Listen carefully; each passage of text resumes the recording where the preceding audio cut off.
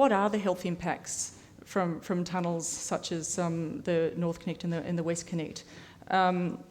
Because what we found when we wrote a submission in response to the environmental impact study for the NorthConnect is that New South Wales Health had serious concerns about the health impact. They found that the model wasn't accurate, that there were extremely high levels of toxins within the tunnel, and had serious concerns about the pollution around the emission stacks, which I'll talk about more in a moment.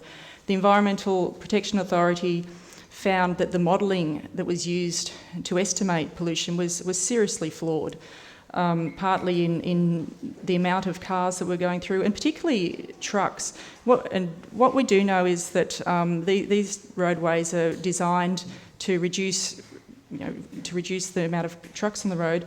And I don't think I ever knew the effect of, or the gravity of diesel pollution.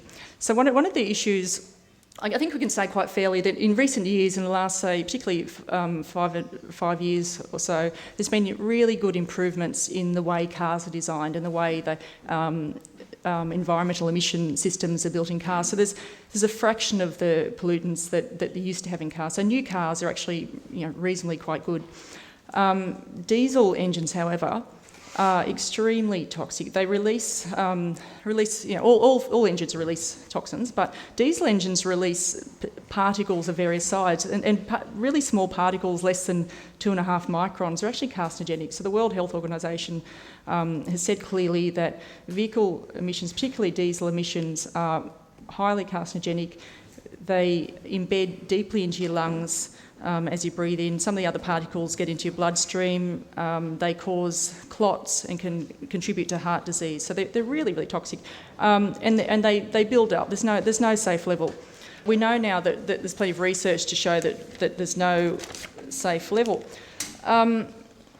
But what we constantly hear, as you said, is we're constantly hearing, while scientists and experts are constantly saying, well, this is really toxic, there's unsafe levels in these tunnels, there's unsafe levels of pollution around these emission stacks, yet we're constantly hearing from government and from the road builders that this is safe. And actually reading I actually nearly burst into laughter reading the East-West link media releases where they actually said there's clean air coming out of the emissions. I mean, I'm not even sure how you can have 50,000 cars going through and then have 2 emission stacks having clean air. I just imagine, I can imagine their butterflies and nice images coming out of them.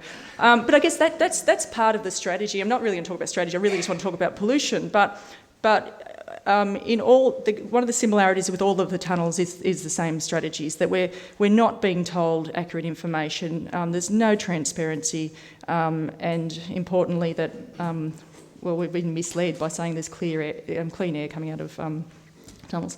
As mentioned earlier, this is actually one of the longest tunnels in Australia, so there's no precedent for this.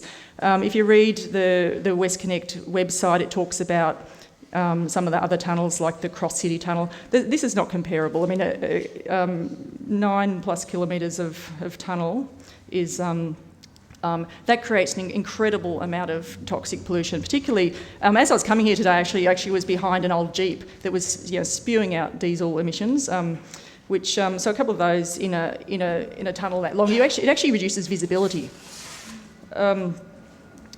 Okay, so we know there's extremely high levels of particulate matter, particularly nitrogen dioxide, carbon monoxide in the emissions, and as well as not being able to see very well.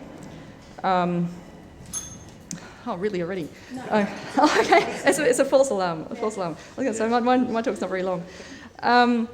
Okay, so we know that actually exposure to inside the tunnel can increase rates of asthma. So it's short-term emissions, particularly from like nitrogen dioxide, carbon monoxide, it increases even for people who don't really have asthma. If you had your windows down, you've got extremely high levels. You expose extremely high levels of emissions. But that can be reduced. You can do up your windows. You can keep your internal air going. But what I'm really concerned about is, like I said, we don't yet know the design, so I can't talk about details, but we can just talk about generally. What we do know is the issues around the emission stacks, which are particularly concerning, because the pollution from thousands of cars per day are going to go out into a few emissions, a few stacks. And we know in relation to the WestConnex tunnel, that's going to be about, which actually is really poorly designed with just 2 stacks over 9 kilometres. We know that about every 3 seconds, about the amount of pollution that will come out of there is about equivalent to 1 Olympic swimming pool every 3 seconds. So that's a lot of pollution. And one of the issues there is it's actually going to, they're in valleys, so they're actually not going to be blown away. They're actually going to fall onto, that pollution will fall onto a very dense, very populated area. And so importantly here is that the emission stacks, where the position stacks will be, is not going to be released till after the election. And importantly, we know that long-term exposure to vehicle pollution is similar to smoking cigarettes. So I talked earlier about the particulates that embed in your lung can cause asbestos-like illness. They can't be removed. They're like if you get a tattoo, your white blood cells grab hold of that and they stay there. So similarly, the particles embed in your lungs and you stay there. So it's similar to smoking and gets asbestos-like illnesses. So children are more vulnerable to the effects of air pollution because they inhale more, they have growing lung tissue, and they're more vulnerable to respiratory problems such as asthma. It's also permanent damage.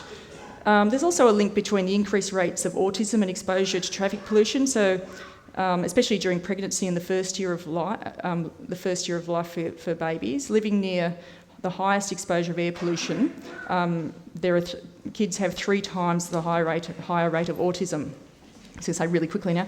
So we know that people living near the M5 emission stacks have higher rates of cancer, but that's it can't be conclusively linked to the emission stacks because they also have high rates of smoking, and we can't tell the dose because people move around a bit.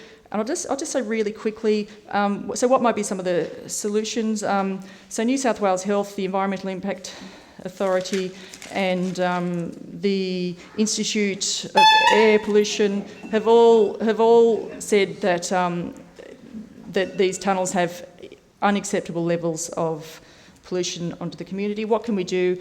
Potentially, we can reduce car emissions. We can advocate for good design and filtration of the filters, and maybe having more filters. So the actual pollution is more spread around.